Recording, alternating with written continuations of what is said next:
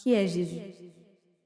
L'homme qui a changé le cours de l'histoire de l'humanité, qui pousse tous les savants à réfléchir, le Fils de Dieu, le chemin, la vérité et la vie. Au commencement était la parole, elle était avec Dieu et elle était Dieu. Elle s'est même faite chair, à savoir Jésus, qui est venu en étant l'espoir du monde. Les siens ne l'ayant pas reçu, l'opportunité est alors donnée à tous ceux qui croient en son nom de devenir enfants de Dieu. L'ennemi en quête de semences, car il a été prophétisé: je mettrai l'inimitié entre toi et la femme. Celle-ci t'écrasera la tête et tu lui blesseras le talon. L'esprit de l'Antichrist, au courant de son échec, conspira contre le plan de Dieu pour l'humanité.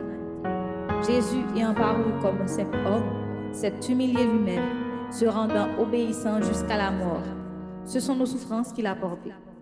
Et nous l'avons considéré comme puni et frappé de Dieu. Précisément vers la 9e heure, Jésus s'écria d'une voix forte: Eli, Eli, lama sabachthani, c'est-à-dire, mon Dieu, pourquoi m'as-tu abandonné? Là où Jésus va pousser le cri qui déchirera le voile, nous a séparés de Dieu en raison du péché, puis il expira. Sur la demande de Joseph d'Arimathie, le corps a été enseveli.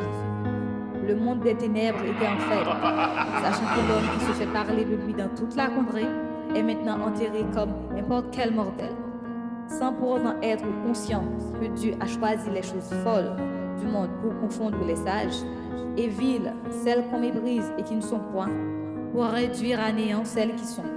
Une fois morts, la honte et le regret devraient être les réalités actuelles dominantes, mais les esprits méchants furent en branle, voyant la gloire resplendir, et ordonnaient aux portes de l'enfer d'élever ses alentours, car le roi de gloire voudra verser. C'était inhabituel. Personne n'est rentré dans le séjour des morts pour sortir vivant. C'est alors que le monde des ténèbres a su qu'à Golgotha, il a perdu le combat qu'il a mené pendant plusieurs siècles. En ce moment-ci, Jésus a effacé l'acte dont les ordonnances nous condamnaient et les a tous livrés publiquement au spectacle. Par son sang, Jésus le Christ a atteint l'objectif. Il nous a donné la vie et la paix au lieu de la mort et le tourment. Un nouveau commencement, là où tout devrait avoir un terme. Le pardon à la place de la condamnation qui nous attendait, puisqu'Adam avait raté l'objectif.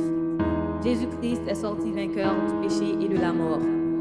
Par la puissance de sa résurrection, si nous vivons maintenant, c'est Christ qui vit en nous. Maintenant, nous sommes aussi héritiers de Dieu et co-héritiers de Christ. En lui, nous faisons donc les fonctions d'ambassadeurs, comme si Dieu exhortait par nous. Qui est celui qui peut triompher du monde, sinon celui qui par l'Esprit rend témoignage que Jésus est le Fils de Dieu? Merci Jésus.